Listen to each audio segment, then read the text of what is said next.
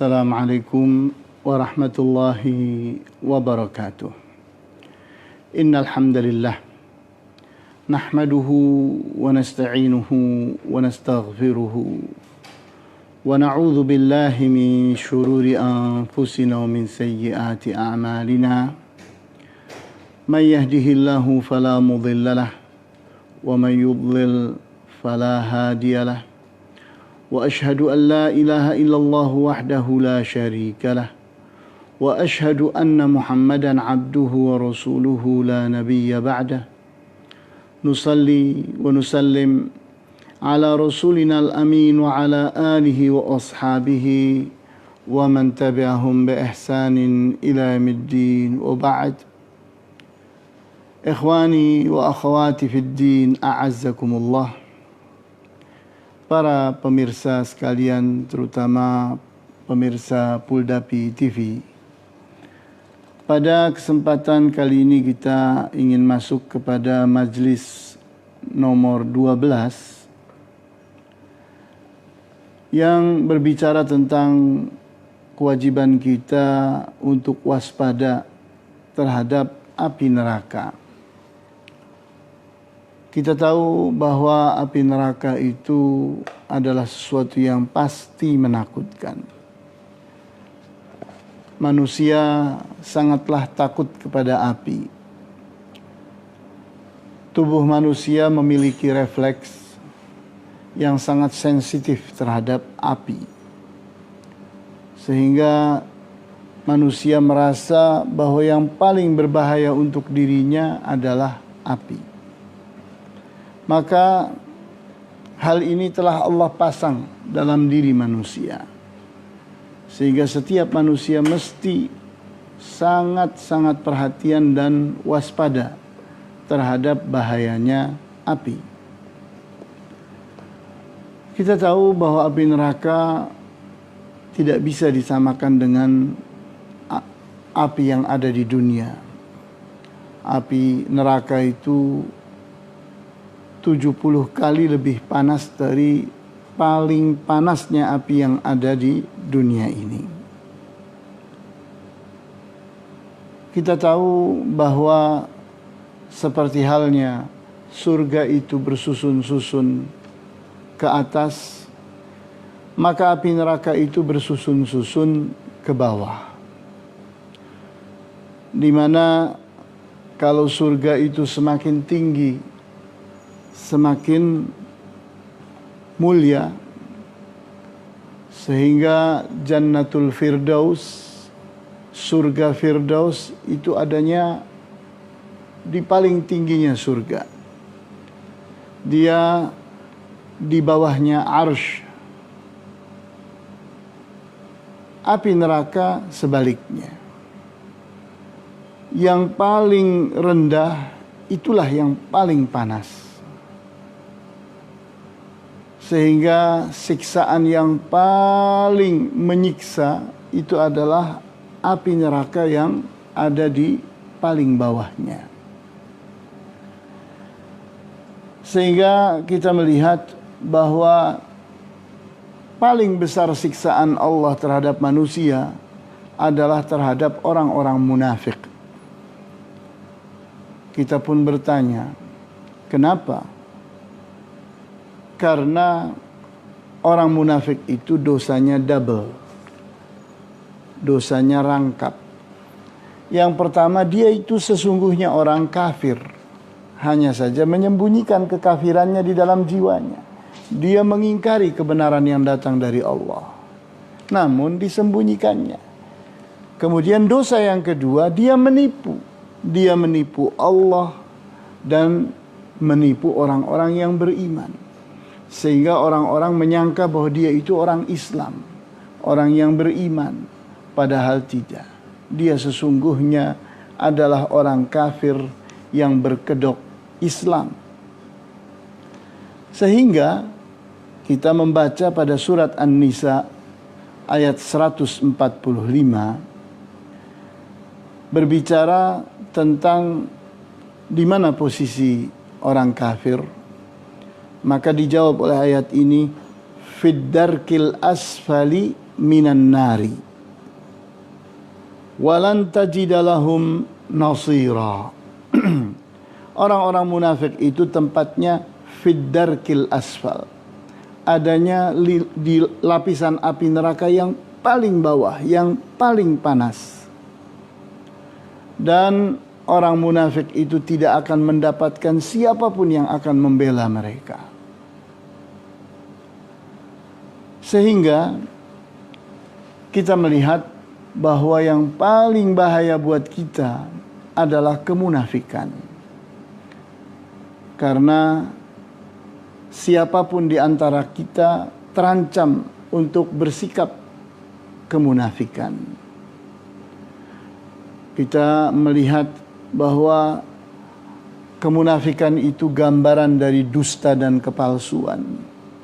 Di saat seseorang menampilkan apa yang kesannya baik, padahal yang disimpannya adalah buruk.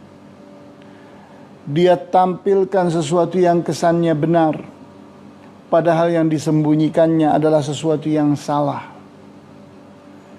Yang dia tampilkan adalah persahabatan, perkawanan, padahal yang disimpannya adalah kebencian dan permusuhan.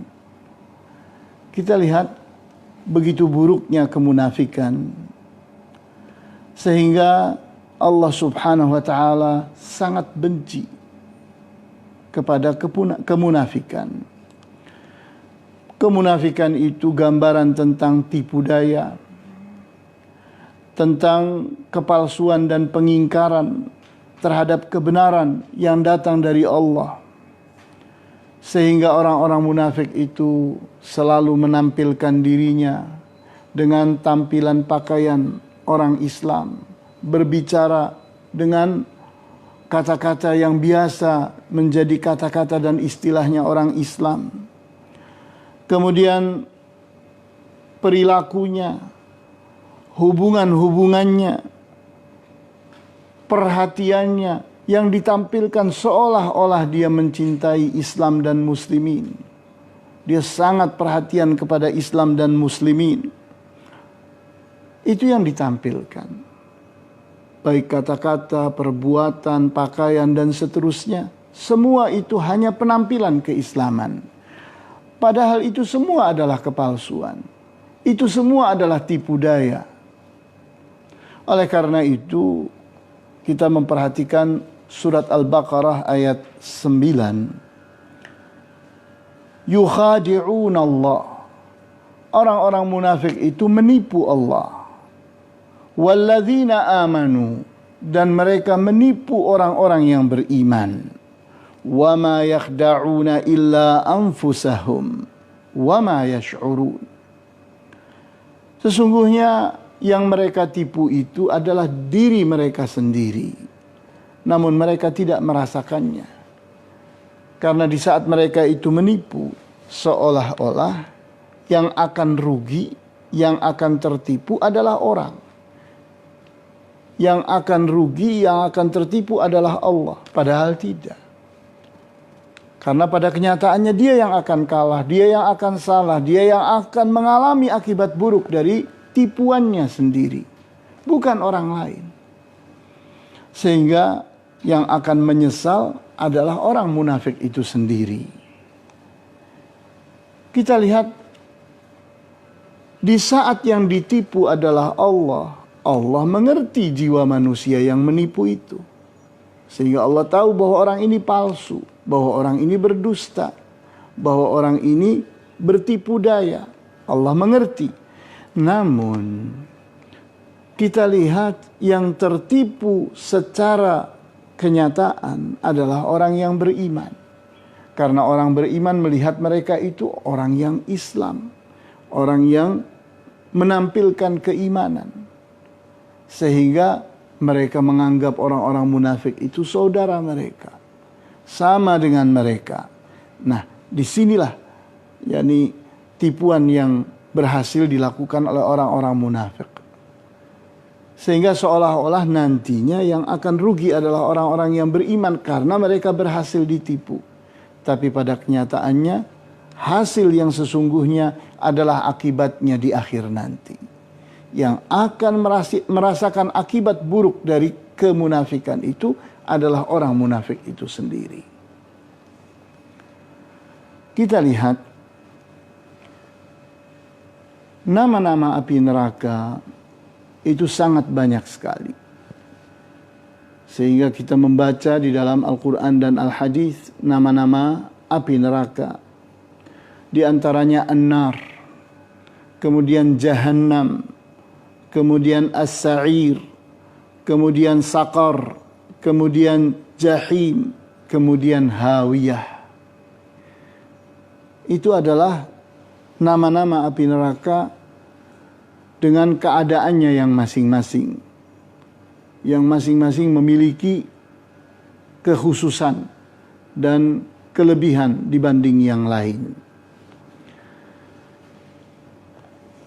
Kita lihat nama-nama ini menggambarkan tentang lapisan-lapisan api neraka,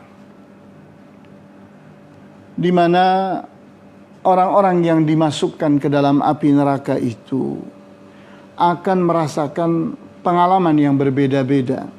Satu dengan yang lain tidak mengalami keadaan yang sama.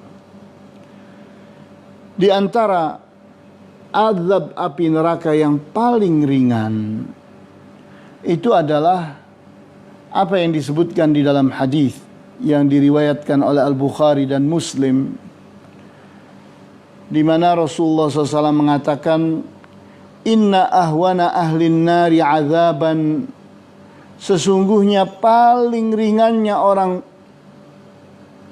yang menjadi penghuni api neraka itu saat diazab, man yudha'u fi akhmasi qadamihi jamratun, adalah orang yang diazab dengan diletakkan di bawah telapak kakinya bara yang panas. Kemudian yaghli minha dimaghuhu, bara panas yang diletakkan di bawah mata kaki itu mampu membakar otak yang ada di kepala. Dari panasnya itu mampu melelehkan otak.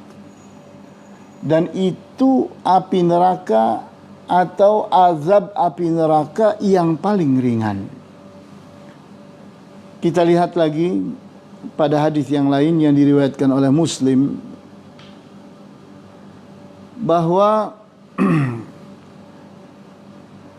Rasulullah SAW menceritakan tentang Abu Talib, pamannya yang mati dalam keadaan kufur.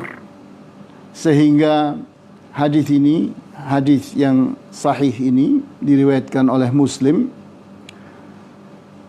dari Abdullah bin Abbas radhiyallahu anhuma, anna Rasulullah sallallahu alaihi wasallam qaal, adalah Rasulullah SAW bersabda, ahwanu ahlin nari adzaban Abu Talib, paling ringannya penduduk api neraka diazab adalah Abu Talib. Wa huwa munta'ilun bina'laihi, dia diberi sandal, sepasang sandal, dan digunakannya. Yaghli minhuma dimaghuh, di mana sandalnya itu membakarnya sehingga otak yang ada di kepalanya pun meleleh akibatnya.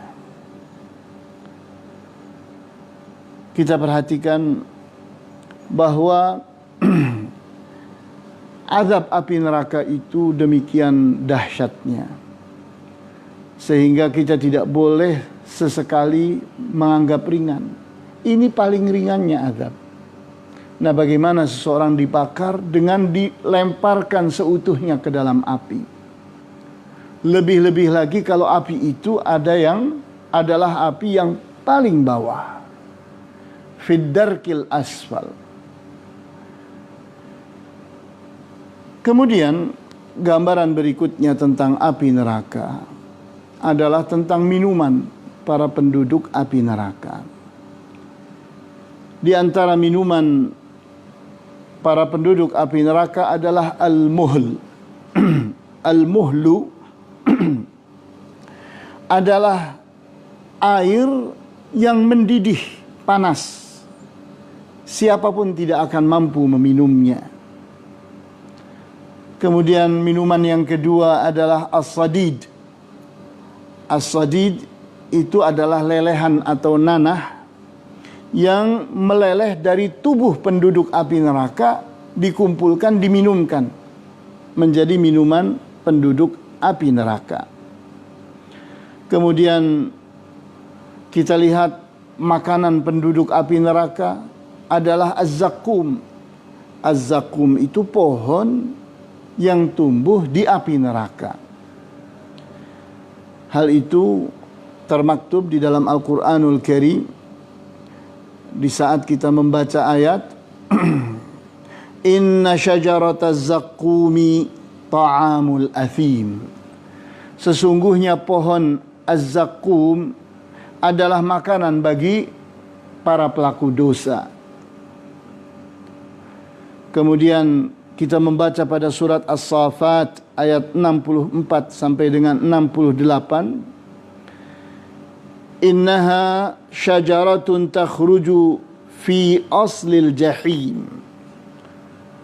Pohon zakum itu adalah pohon yang tumbuhnya adalah di dasar jahim. Tal'uha ka'annahu ru'usus syayatin. Dia itu tumbuh, pucuk-pucuknya itu hampir serupa dengan kepala-kepalanya setan. Fa innahum la'akiluna minha famali'una minhal butun.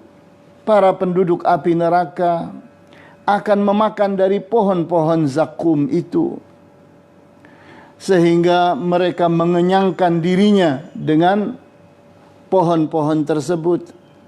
Thumma inna lahum 'alaiha lasyauban min hamim. Dan mereka pun akan diminumi dengan minuman berupa nanah. Thumma inna marji'ahum la ilal jahim. Dan tempat kembalinya mereka adalah api neraka jahim. Jadi kita lihat betapa mengerikannya minuman dan makanan penduduk api neraka. Sehingga semestinya seseorang jangan pernah berpikir ingin mencobanya. Dia menyia-nyiakan waktu, menyia-nyiakan kesempatan untuk menganggap remeh api neraka seolah-olah yakni sesuatu yang harus dihadapi. Dia pun seolah-olah menyiapkan dirinya untuk mengalami kehidupan di api neraka. Kita lihat makanan penduduk api neraka yang lain adalah apa yang disebut dengan ad-dhari'. Ad-dhari' selain az-zakum, az-zakum tadi pohon yang tumbuh di dasar neraka jahim. Kemudian ada lagi pohon yang lain adalah pohon berduri yang mungkin hampir mirip dengan kaktus. Seperti itu makanan penduduk api neraka. yakni buah-buahan yang berduri-duri. Kita lihat pada surat Al-Waqi'ah ayat 41 sampai dengan 46. Wa ashabus shimali ma ashabus shimal. Orang-orang golongan kiri, apa yang engkau tahu tentang orang-orang golongan kiri? Fi samumi wa hamim. Mereka itu adalah orang-orang yang hidup dengan panasnya udara samum dan lelehan hamim. Wa dhillim min yahmum. Dan mereka dinaungi dengan naungan yang sangat panas. la baridin wala karim, tidaklah dingin dan tidaklah terhormat. Innahum kanu qabla dzalika mutrafin, sesungguhnya mereka itu dulunya adalah orang-orang yang berenak-enakan, berfoya-foya di dunia. Wa kanu yusirruna 'alal hinthil 'azim, dan mereka adalah orang-orang yang menyengaja untuk melanggar perjanjian yang agung. Kita tahu bahwa perbuatan syirik apapun bentuknya itu adalah pelanggaran terhadap perjanjian antara manusia dengan Allah, di mana seperti diceritakan pada surat Al-A'raf ayat 172 bahwa manusia itu telah berjanji kepada Allah pada saat mereka berada di punggung Nabi Adam berupa cikal bakal manusia. Mereka telah ditanya oleh Allah, alastu birabbikum, bukankah aku ini adalah Tuhan kalian? Mereka telah menjawab, bala, benar. Dan itu disaksikan oleh Allah dan para malaikat, sehingga perjanjian itu disebut dengan al-mitsaqul awal, perjanjian yang pertama, karena sebelumnya belum pernah ada perjanjian. Itu perjanjian yang telah mengikat manusia untuk tidak berbuat syirik terhadap Allah. Tapi kenyataannya mereka langgar perjanjian itu. Kemudian kita perhatikan lagi pada ayat yang ke-47. Wa kanu yaquluna a idza mitna wa kunna turaban wa 'idhaman a inna lamab'utsun. Dan mereka itu berkata, apakah kami nanti setelah mati dan kami telah menjadi tanah dan tulang belulang, apakah kami akan dibangkitkan lagi?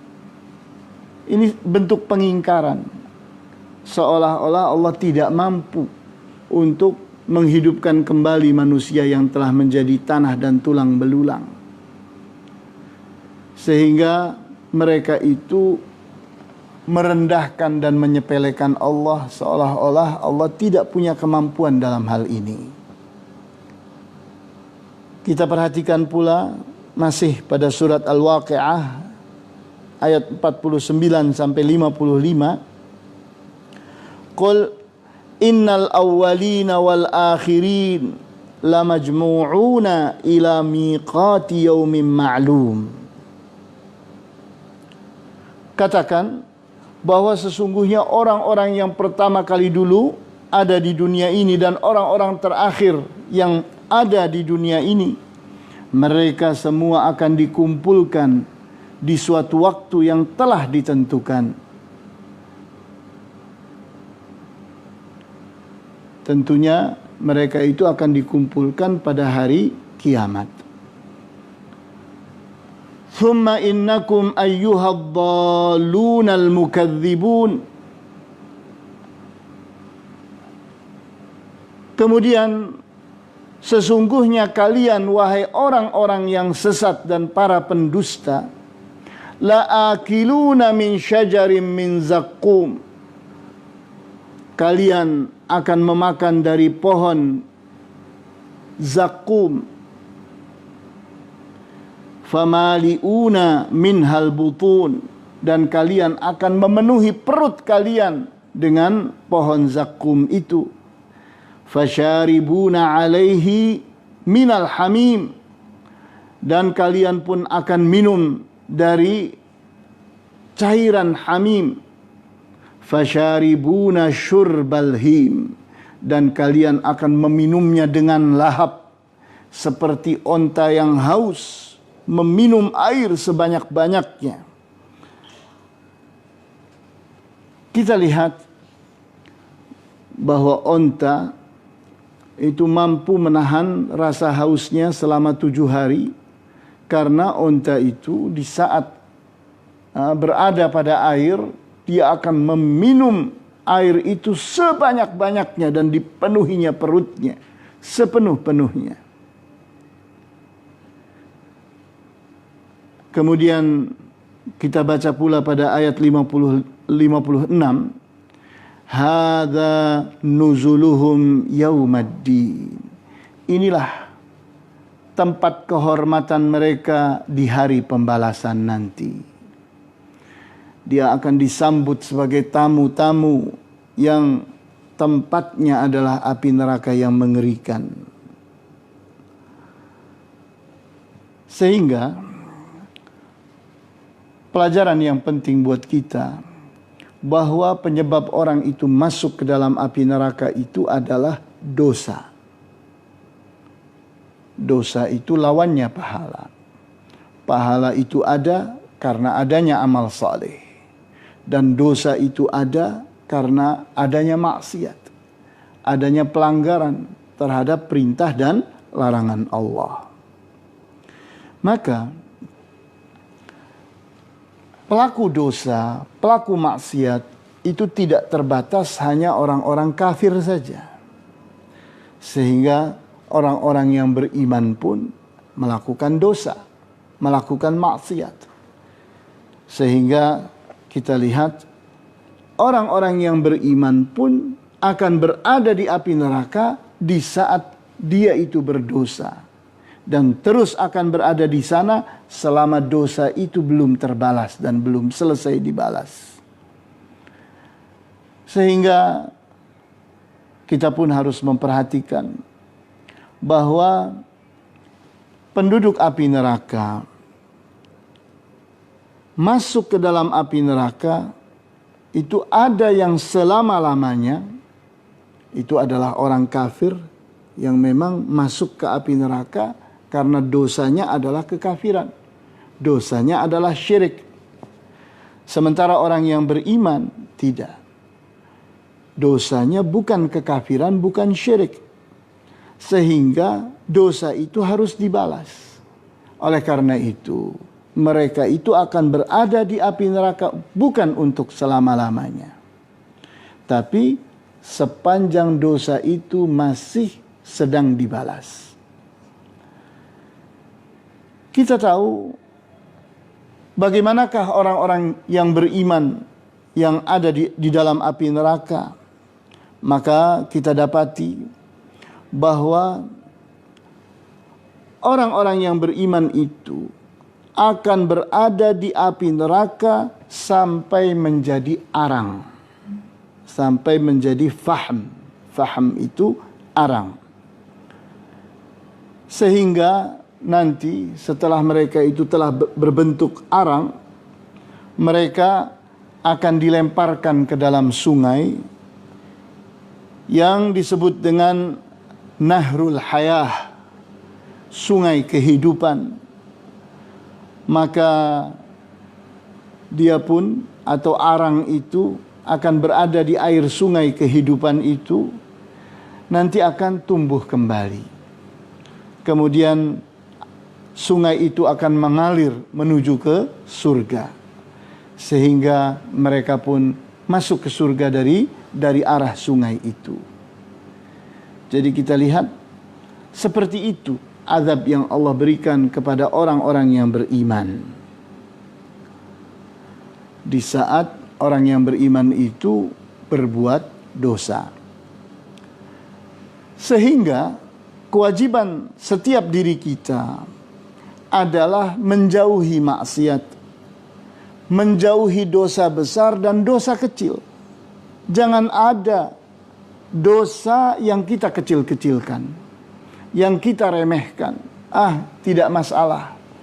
Kita lihat di antara bentuk dosa yang sering disepelekan adalah dosanya lidah, dosanya mata, dan dosanya telinga. Juga dosanya pikiran.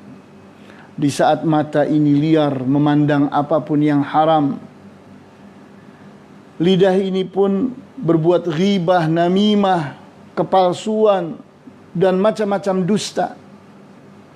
Begitu pula telinga mau mendengarkan apa-apa yang semestinya tidak didengar, sehingga dia berbuat dosa dengan telinganya. Begitu pula pikiran berencana, mengatur sesuatu, menyiapkan sesuatu, memikirkan hal-hal yang tidak semestinya difikirkan. Maka ini adalah bentuk-bentuk dosa yang seseorang menyepelekannya, menganggapnya tidak masalah. Padahal bisa jadi seseorang itu masuk ke api neraka sebabnya karena lidahnya. Sehingga kita jangan pernah sesaat pun menyepelekan dosa kecil. Kita perhatikan hadis yang sahih diriwayatkan oleh At-Tabrani juga Ahmad, di mana seorang sahabat yang bernama Sahal ibnu Sa'ad, katanya Rasulullah SAW bersabda, "Iyyakum wa muhaqqaratidz dzunub." Waspadalah kalian dari dosa-dosa yang disepelekan. Fa inna muhaqqaratidz dzunub kamithli qaumin nazalu bi batni wadin. Perumpamaan tentang dosa-dosa yang disepelekan adalah perumpamaan tentang orang-orang yang safar, ada di dalam perjalanan, kemudian berhenti di sebuah lembah. Faja'a dza bi'udin wa dza bi'udin. Yang ini datang membawa sebongkah kayu, yang lain pun datang membawa sebongkah kayu. Hatta jama'u ma andaju bihi khubzahum. Ternyata setelah mereka mengumpulkan kayu-kayu bakar yang mereka dapatkan, walaupun kecil-kecil sekalipun, ternyata kumpulan itu mampu memasak roti, mematangkan roti. Wa inna muhaqqaratidz dzunub mata yu'khadhu sahibuha tuhlikuh. Dan sesungguhnya dosa-dosa yang disepelekan itu, kapan seseorang direnggut disebabkan oleh dosa-dosa yang disepelekan itu, ternyata hal itulah yang akan membinasakannya. Jadi jangan pernah kita ini menganggap bukan masalah, katanya ini cuma dosa kecil. Tidak. Jangan mengecilkan dosa. Lihatlah siapa yang engkau langgar itu. Yang engkau langgar itu adalah Tuhanmu yang Maha Agung, Allah yang Maha Besar. Sehingga jangan ada yang kita anggap kecil. Oleh karena itu, kewajiban seorang muslim di saat dia terpeleset berbuat maksiat atau berbuat dosa, maka jangan menyia-nyiakan waktu. Segera dia bertaubat. Maka di saat seseorang itu berbuat kesalahan, jangan menunda waktu. Bersegera dia meminta ampun dan bertaubat kepada Allah. Begitu pula di saat dosa itu terhadap sesama manusia, bersegera untuk minta maaf dan jangan menundanya. Janganlah seseorang menyombongkan atau membanggakan dirinya bahwa seolah-olah dia adalah orang yang bakal selamat dari api neraka karena alasan tertentu. Alasan keturunan ini atau itu. Alasan yang sesungguhnya tidak akan mampu berbuat apa-apa di api neraka nanti. Atau seseorang dia masuk ke dalam dosa dan menganggap ringan dosa itu, sehingga dia terus menerus ada di dalam dosa, berpanjang-panjang waktu di dalam dosa. Atau seseorang berbuat dosa karena menaruh harapan kepada Allah, nanti Allah akan mengampuni aku, Allah kan maha pengasih lagi maha penyayang. Allah itu maha luas kasih sayangnya. Ingat bahwa azab Allah itu keras. Ingat bahwa balasan Allah itu keras. Sehingga jangan pernah menyepelekan. Allah menyebutkan bahwa dirinya adalah maha pengampun dan maha penyayang. Betul. Tapi Allah pun di ayat yang lain pun menyebutkan bahwa dirinya itu adalah maha keras azabnya. Dan maha kuat balasannya. Sehingga kita jangan menganggap bahwa kita selamat karena ayat ini. Padahal belum tentu. Belum tentu kita selamat dari ayat yang lain. Sehingga janganlah kita ini menyepelekan perbuatan dosa kecil. Karena perbuatan dosa kecil itu akan menyeret orang kepada perbuatan dosa besar. Di saat seseorang bermula dari perbuatan yang kecil-kecil, kemudian semakin berani, maka dia pun berani melakukan perbuatan dosa yang besar. Kemudian dosa yang kecil itu kalau dikumpulkan akan menjadi dosa yang besar pula. Seperti gunung dan bukit itu adalah tumpukan pasir dan kerikil yang kecil-kecil. Sehingga pada akhirnya kewajiban kita adalah mewaspadai api neraka. Maka jangan sampai kita ini berbuat maksiat. Jangan sampai diri kita ini berbuat dosa. Dan kita harusnya menjadi orang yang rajin bertaubat. Untuk dosa yang kita sadari atau dosa yang kita tidak sadari. Untuk dosa yang kita tahu atau dosa yang kita tidak tahu. Kita pun harus menjadi orang yang rajin beristighfar. Rajin bertaubat setiap saat. Dan kita harus rajin beramal saleh sekecil apapun semampu kita. Sehingga amal-amal yang baik itu kita lakukan setiap saat. Setiap waktu, setiap kesempatan. Harapannya mudah-mudahan dari amalan-amalan yang kecil itulah kasih sayang Allah itu datang.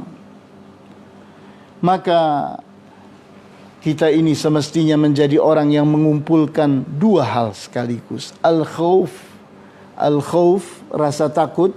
Ar-raja, rasa harap. Jangan salah satunya saja.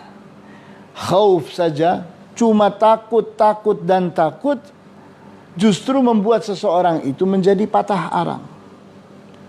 Jangan pula seseorang hanya punya satu sisi saja. Harapan, sehingga dia menjadi sombong dan menyepelekan dosa. Menyepelekan keburukan. Maka kedua-duanya harus ada bersama-sama. Kita takut dan berharap. Kita berharap dan takut. Sehingga dua-duanya menjadi rel yang berjalan secara bersama-sama. Maka inilah yang bisa disampaikan pada kesempatan kali ini.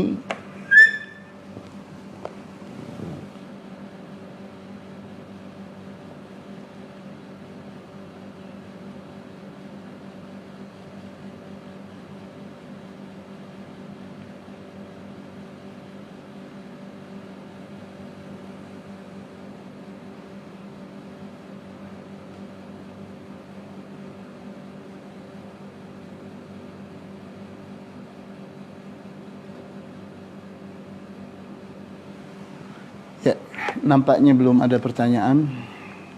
Maka kita cukupkan sampai di sini. Wallahu taala a'lamu bis-shawab. Walhamdulillahi rabbil alamin. Wa sallallahu ala asyrafil anbiya'i wal mursalin wa ala alihi wa ashabihi ajma'in. Subhanakallahumma wa bihamdika asyhadu an la ilaha illa anta astaghfiruka wa atubu ilaik. Wassalamu alaikum warahmatullahi wabarakatuh.